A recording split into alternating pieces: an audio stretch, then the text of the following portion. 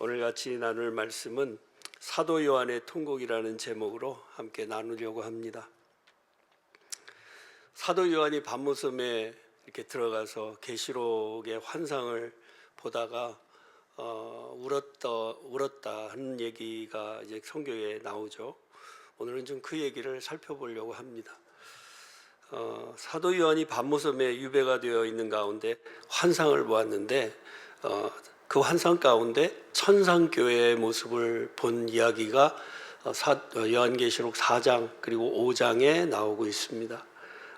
그래서 4장을 보면은 하늘에 높이 들린 보좌가 있고 그 보좌에 하나님이 앉아 계시고 그리고 하나님을 둘러선 천사들이 이렇게 있고 그리고 네 짐승이 이렇게 네 생물이 경배하면서 찬양하는 모습이 나오고 그리고 그 하나님의 보좌를 둘러서서 24개의 보좌들이 있는데 그 보좌의 장로들이 있고 그 장로들이 이제 하나님 앞에 자기가 머리에 쓴 금관을 이렇게 벗어서 내어드리면서 경배하고 찬양하는 그런 모습을 우리가 4장에서 볼 수 있습니다.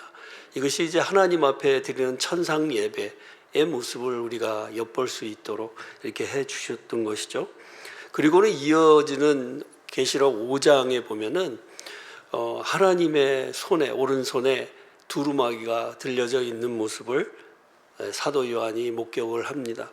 그리고 그 두루마리를 보니까 그 두루마리 안팎에 글자가 빼곡하게 이렇게 적혀져 있는 걸 보았고 7개 인으로 봉인이 되어 있다 하는 것을 보게 되었다는 것이죠. 봉인이 됐다라는 말은 비밀이라는 말이죠. 아무나 볼 수 있는 것이 아니다 하는 것이고 또 그 봉인을 이제 열려면은 그만한 자격을 갖춘 사람이 열어야 된다 하는 것이죠. 아무나 열 수 있는 것이 아니고 특별한 권한을 가진 자라야 그 봉인을 뜯을 수 있다 하는 얘기가 될 수 있습니다. 그런데 오늘 우리가 같이 읽은 이 2절 말씀을 보면은 이 봉인된 두루마리를 사도 요한이 보고 있는데 이때 힘 있는 큰 천사 크게 외치는 소리를 듣게 되었다 하는 겁니다. 뭐라고 외쳤냐면 누가 그 두루마리를 펴며 그 인을 떼기에 합당하냐 이렇게 소리를 쳤다는 겁니다. 누가 그 인을 두루마리를 펴고 그 인을 떼기에 합당하냐 누가 자격이 있느냐 이렇게 물은 거죠. 그러니까 그 이야기에 갑자기 그 천상 예배를 드리고 있는 그 가운데 정적이 흐릅니다. 왜냐하면 아무도 대답을 못하는 거죠. 그 자리에 천사들도 있고 또 내 생물도 있고 장로들도 있는데 아무도 대답을 못하고 있습니다. 그래서 정적이 흐르고 있는데 3절을 보니까 사도 요한이 그걸 보고 한 말이 하늘 위에나 땅 위에나 땅 아래에 능히 그 두루마리를 펴거나 보거나 할 자가 없었다 이렇게 기록을 했습니다. 아무도 그 두루마리를 펼 수 있는 사람이 땅 위에도 하늘 위에도 땅 아래에도 아무도 없었다 이렇게 이야기하고 있는 겁니다. 그래서 사도 요한이 그걸 이렇게 환상 가운데 보고 있다가 너무 가슴이 복받쳐 가지고 통곡을 하기 시작했어요. 그래서 오늘 본문 4절에 보니까 내가 크게 울었더니 이렇게 얘기하고 있습니다. 대성통곡을 한 겁니다. 누가 좀 저 두루마리를 펴가지고 저걸 좀 읽어줬으면 좋겠는데 저기에 적혀있는 저 비밀을 누군가가 좀 알려줬으면 좋겠는데 아무도 없다는 겁니다. 그래서 사도 요한의 마음이 너무너무 슬픔으로 가득 차서 복받쳐 올랐습니다. 여러분 우리도 기도하다가 종종 통곡을 하는 경우가 있죠. 통곡 안 해보신 분 있으신가요? 기도하다가 아마 종종 있으실 겁니다. 통곡을 하는 이유가 뭔가요? 한번 돌아보세요. 나는 왜 통곡을 했는가? 통곡을 하는 이유야 뭐 여러 가지죠. 오랫동안 기도하는데 기도 제목이 응답되지 않아서 통곡하기도 하고, 또는 건강이 너무 안 좋은데 건강 때문에 너무 서름에 복받쳐서 울기도 하고, 자녀 문제 때문에 너무 속상해서 울기도 하고, 또 원수 같은 남편 때문에 울기도 하고, 하여튼 이런저런 이유로 우리가 하나님 앞에 울지 않습니까? 그런데 오늘 이 본문 가운데 사도 요한의 이 눈물은 질적으로 다른 눈물이었어요. 오늘 이 사도 요한의 눈물의 의미가 뭐냐는 걸 우리가 좀 살펴보기를 원합니다. 그리고 정말 복음을 전한다는 것이 얼마나 중요한 일이냐 하는 것을 다시 한번 깨닫고 우리 마음에 전도자로 헌신할 수 있는 저와 여러분 될 수 있기를 주님의 이름으로 축원드립니다. 5장 1절에 보면은 그 보좌에 앉으신 하나님의 오른손에 들려있다고 하는 그 두루마리가 글자가 안팎으로 가득하게 써있다 이렇게 말씀하고 있죠. 이게 사도 요한의 이게 눈에 띄었어요. 이게 눈에 띈 이유는 당시에는 양피지나 또는 파피루스 같은 데다가 이렇게 글을 적는데 그 적는 글을 안팎으로 이렇게 모두 쓰는 일은 극히 드물었다는 거죠. 그래서 여백이 없이 앞뒤로 꽉 채워서 이렇게 쓴 두루마리는 어떤 의미를 가지고 있는 거냐, 거기다가 봉인까지 되어 있으니까 여기에다가는 누군가가 더할 수도 없고 뺄 수도 없는 완성된 비밀스러운 글이다 하는 것을 여기에 지금 의미하고 있는 겁니다. 그럼 이 책의 내용이 뭘까 하는 게 궁금할 수밖에 없습니다. 이 말씀하고 이 두루마리하고 비교해 볼 수 있는 본문이 에스겔서에 나옵니다. 에스겔서 2장 10절에 보면은 이런 말씀이 나와요. 그가 그것을 내 앞에 펴시니 그 안팎에 글이 있는데 그 위에 애가와 애곡과 재앙의 말이 기록되었더라 이렇게 말씀했습니다.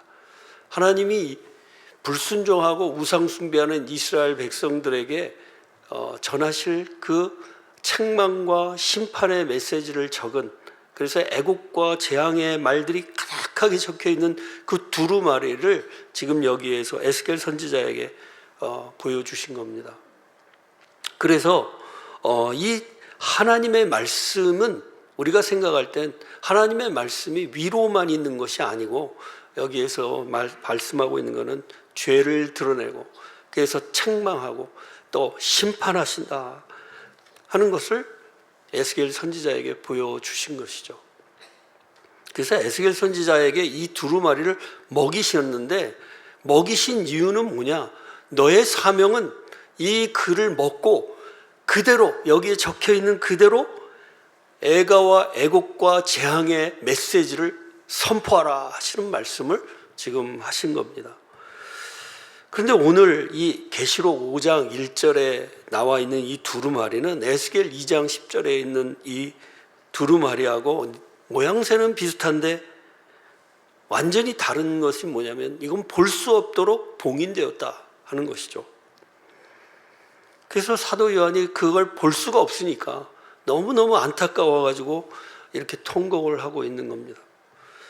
오늘 본문 2절에 힘 있는 천사가 큰 음성으로 외치는 소리가 들렸는데 누가 그 두루마리를 펴며 그 인을 떼기에 합당하냐 이렇게 외쳤다는 것이죠. 사실 사도 요한이 이 환상을 보고 있을 때에는 초대교회의 상황이 그다지 녹록치 않았어요. 상당히 위태로운 가운데 있었습니다. 밖으로는 이단들이 계속해서 침투하고 공격하고 또 유대인들이 공격하고 또 로마 제국의 황제들이 공격하고, 그래서 그리스도인들의 믿음이 그 믿음 때문에 목숨이 위태로운 상황에 교회들이 있었다는 겁니다. 그래서 이걸 보고 있는 교회 지도자로서 사도 요한의 마음이 너무너무 안타까웠던 거죠. 그래서 하나님 앞에 그런 마음이 있었던 겁니다. 하나님, 언제까지 이런 상황이 계속돼야 되는 겁니까? 그런 마음으로 지금 이 반모섬에 붙들려 있지만 그러나 하나님 앞에 기도하는 가운데 있었던 것이죠. 근데 하나님께서 지금 환상 가운데, 이 환상 가운데 하나님이 천상 예배의 모습을 지금 보여주시고 있는 겁니다. 그래서 천상 가운데 하나님의 높이 들린 보좌가 있고 하나님이 거기에 앉아 계시고 천사들이 거기에 둘러서 있고, 그리고 내 생물이 거기서 경배하고 찬양하고 24 장로들이 거기서 하나님 앞에 자기의 머리에 있는 금관을 내어드리면서 하나님을 높이고 찬양하는 그 영광스러운 모습을 사도 요한이 보게 하신 겁니다. 그래서 사도 요한이 그 천상 예배의 모습을 보면서 자기가 교회의 지도자로서 겪고 있는 그 고민과 고통과 그 안타까운 마음이 그 영광스러운 하늘나라의 모습을 보면서 너무너무 위로를 받고 힘을 얻고 그러고 있는 거예요. 그런데 그때 그 두루마리에 적혀 있는 그 봉인된 두루마리를 보는 순간, 이 봉인된 두루마리, 하나님의 오른손에 들려있는 이 두루마리를, 그 내용이 이 땅에서 지금 겪고 있는 죄 문제, 죽음의 문제, 이 모든 것들의 해결책이 거기에 적혀 있다는 것을 직감적으로 알았던 겁니다. 그래서 그것을 누군가가 펼쳐서 보여주어야 하는데 그것을 보지 못한다고 하는 것을 지금 이야기하고 있는 것이죠. 그 안타까움을 말하고 있는 겁니다. 여러분, 지금 사도 요한의 시대뿐만 아니고요, 오늘을 살아가는 우리 인류의 모습이 다 똑같습니다. 과학이 너무 발달해가지고 지금은 핸드폰으로 뭐 별별 걸 다 하잖아요. 그래가지고 우리의 모습을 생각해 보면 그때의 모습은 우리는 훨씬 낫다, 뭐 이렇게 생각을 하시는 분도 있을지 모르겠지만은, 그래서 마치 뭐 우리가 유토피아와 같은 시대에 살아가고 있다, 우리의 다음 세대는 더 좋은 시대에 살아갈 것이다, 이렇게 생각할지는 모르지만은, 그러나 근본적으로 인간의 죄의 문제, 죽음의 문제, 이거는 해결될 수 없는 겁니다. 인류는 그래서 그 죄 문제와 죽음의 문제 가운데 지금 해답을 얻지 못한 가운데, 마치 봉인되어 있는 이 두루마리처럼 해답이 없는 두루마리와 같이 그렇게 인류가 답답한 가운데 있는 것입니다. 인간은 스스로는 죄 문제를 해결할 수가 없고 죽음의 문제를 해결할 수가 없는 것이죠.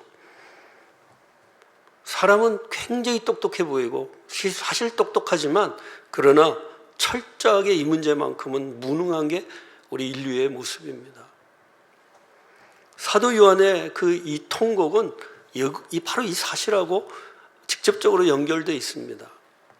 사도 요한이 하나님의 오른손에 들린 이 봉인된 두루마리를 열 자가 없다 하는 것을 보았습니다.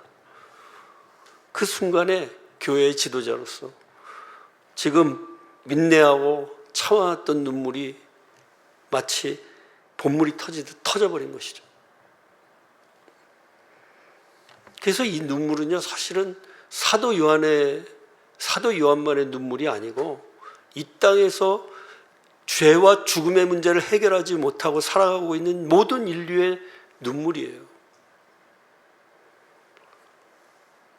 돈을 다 쓰지 못할 정도로 어마어마하게 모았어도 결국은 그 인생의 의미를 찾지 못해가지고 흘리는 눈물이 있잖아요. 술 중독으로, 도박 중독으로, 약물 중독으로 시달리면서 벗어나지 못해 흘리는 눈물. 우리 자녀들이 얼마나 경쟁사회에서 치여서 살아갑니까? 그 가운데에서 너무너무 고통스러워서 빌딩에서 자기 몸을 내던지면서 그 고통 가운데 지금 우리 자녀들이 살아가고 있습니다.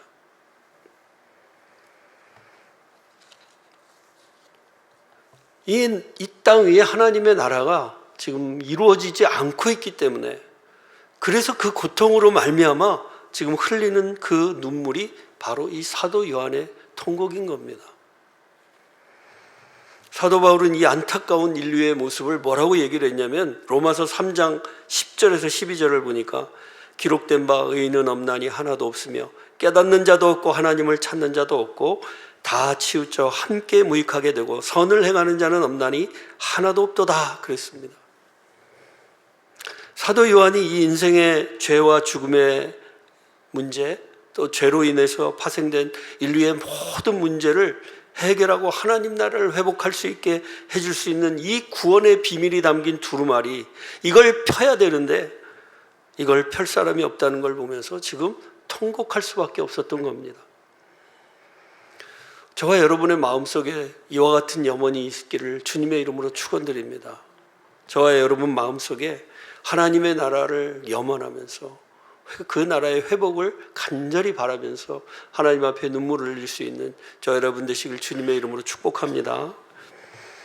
그런데 이 순간 5절 말씀을 보니까 이 눈물을 본 24장로 중에 한 장로님이 사도 요한을 위로하면서 이렇게 이야기를 했어요. 장로 중에 한 사람이 내게 말하되 울지 말라. 유다 지파의 사자 다윗의 뿌리가 이겼으니 그 두루마리와 그 일본인을 떼시리라. 이렇게 말했습니다. 굿뉴스죠. 복음을 지금 사도 요한에게 전해주시고 있습니다. 유다 지파의 사자 다윗의 뿌리가 이겼으니 그 두루마리와 그 일곱인을 떼시리라. 그러니 울지 말라. 이렇게 말씀합니다. 유다 지파의 사자라는 말은 창세기 49장에 나오는 야곱이 자기 아들 유다에게 했던 축복을 생각나게 하는 구절입니다. 창세기 49장 9절을 보니까 유다는 사자 새끼로다. 내 아들아 너는 움킨 것을 찢고 올라갔도다. 그가 엎드리고 움크림이 수사자 같고 암사자 같으니 누가 그를 범할 수 있으랴 그랬습니다. 이 축복의 말씀은 1차적으로 보면은 이스라엘의 왕이 유다 지파에서 날 것이다 라고 하는 예언인 것이고, 또 결정적으로 이 말씀은 메시아의 오심을 이렇게 상징적으로 말하는 것이죠. 히브리서 기자가 7장 14절에 보니까 이렇게 얘기했습니다. 우리 주께서 유다로 쫓아나신 것이 분명하도다 그랬습니다. 또 여기 다윗의 뿌리가 이겼으니 라는 말씀도 동일한 의미가 있습니다. 사도 바울은 로마서 1장 3절에 보니까 이 아들로 말하면 육신으로는 다윗의 혈통에서 나셨고 이렇게 분명하게 언급했습니다. 그러니까 우리 죄를 위해서 십자가에서 죽어주시고 부활하시고 우리 지금 승천하신 우리 예수 그리스도께서는 구약에서 예언되어 있던 유다 지파의 사자이고 또 다윗의 뿌리이시다 하는 것을, 메시아이시다 하는 것을 우리에게 분명하게 말씀하시고 있고, 바로 그 메시아이신 예수님이 이기셨다고 이렇게 말씀하고 있습니다. 우리 한글 번역 성경에서 이 이기셨으니라는 말이 그렇게 어감이 별로 우리에게 전달이 안 됩니다. 그런데 이걸 원문으로 보면 이두 애니케센 이렇게 얘기했어요. 이두라는 말은 보라 그런 말입니다. 보라 애니케센 그랬어요. 이기셨다 이런 말입니다. 그래서 이 말이 맨 앞에 등장을 해요. 그래서 그리스도의 승리, 예수 그리스도의 승리를 이렇게 강조했습니다. 그래서 승리하신 예수님이 이제 자격을 얻으셨다는 것이죠. 그 두루마리를 펼 수 있는 자격을 얻으셨다 이렇게 말하고 있는 겁니다. 그래서 구원의 비밀이 담겨있는 하나님 나라의 회복을 지금 말씀하고 있는 이 두루마리를 펼 수 있게 되었다. 그분이 펴실 것이다 이렇게 말하고 있는 것이죠. 유대인들은요 이 메시아를 다르게 생각을 했어요. 다윗 왕과 같은 존재. 그래서 이방 나라를 정복하고 그리고 이제 이방의 압제에서 자신들을 구원해주고 또 사라진 제사 제도를 회복할 그런 메시아를 생각을 했던 겁니다. 그래서 유대인들은 여전히 메시아를 기다리고 있잖아요. 그러니까 예수님처럼 십자가에서 이렇게 벌거벗고 십자가에 못 박히고 죽은 이런 사람은 메시아가 아니라는 거예요. 유대인들 생각에는. 그런데 유대인들 가운데서도 이제 부활하신 예수님을 만나고 그 예수님에 대해서 깨닫게 된 많은 증인들이, 그 부활을 목격한 수많은 증인들이 예수님에 대해서, 예수님이 부활하신 메시아라고 하는 것을 분명하게 증언하기 시작을 하면서 이제 달라지기 시작한 것이죠. 수많은 사람들이 예수님을 증언하면서 인류 역사가 달라지기 시작한 겁니다. 예수님을 인정하지 않는 유대인들, 그리고 수많은 세상 사람들이 결국은 예수 믿는 사람들, 예수님의 부활을 증거하는 증인들을 시기하고 핍박하고 결국은 죽음으로 몰아가고 있는 것이죠. 지금도 마찬가지입니다. 그러나 이 모든 일에도 불구하고 오늘 본문은 분명히 우리에게 말씀하고 있습니다. 유다지파의 사자 다윗의 뿌리에서 오신 예수 그리스도께서 모든 것을 이기셨다, 이렇게 말씀하고 계십니다. 성도 여러분, 이 사실에 위로받으실 수 있기를 주님의 이름으로 축원드립니다. 로마가 이긴 듯하고요, 세상이 이긴 듯하고요, 요즘은 교회가 맨날 욕만 먹는 것 같고요, 그렇잖아요. 그런 가운데 우리가 있어도 결국은 예수님은 이기셨다는 겁니다. 여러분, 이 사실을 잊지 마시기 바랍니다. 당당하시기 바랍니다. 하박국 선지자에게 하나님이 이렇게 말씀하라고 하셨습니다. 하박국 2장 2절에 이 묵시는 정한 때가 있나니 그 종말이 속히 이르겠고 결코 거짓되지 아니하리라. 비록 더딜지라도 기다리라. 지체되지 않고 반드시 응하리라 그러셨습니다. 이 계시의 말씀이 거짓이 아니고 반드시 응할 것이다, 이렇게 말씀하고 계십니다. 여러분, 그러므로 승리하신 유다의 사자 다윗의 뿌리이신 예수 그리스도를 믿음으로 용기를 얻으시고 또 주와 함께 승리의 길 가시기를 주님의 이름으로 축원드립니다. 마지막으로 우리가 생각할 것은 우리가 이 기쁜 소식을 전하는 전달자로 부르심 받았다는 것을 우리는 기억해야 됩니다. 이 세상은 여전히 해답이 없는 세상입니다. 죄와 죽음의 문제에 해답이 없습니다. 아무리 노력해도 스스로는 해답을 얻을 수가 없습니다. 아무리 돈이 많아도, 아무리 화려한 삶을 사는 것 같아도 해답이 없어요. 그러니까 삭개오 같은 사람이 그 뽕나무 위에 올라가가지고 예수님 기다렸던 거 아니겠습니까? 내 인생의 의미는 무엇인가?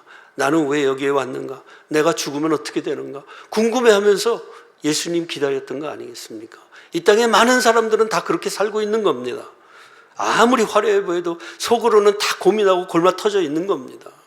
여러분, 이것을 기억하면서 이 문제에 대한 해답은 오직 예수 그리스도밖에 없으시다 하는 것을 굳게 믿고 예수 그리스도를 증언하는 증인으로 살아갈 수 있는 저와 여러분 되시길 주님의 이름으로 축원합니다. 한번 기도하겠습니다.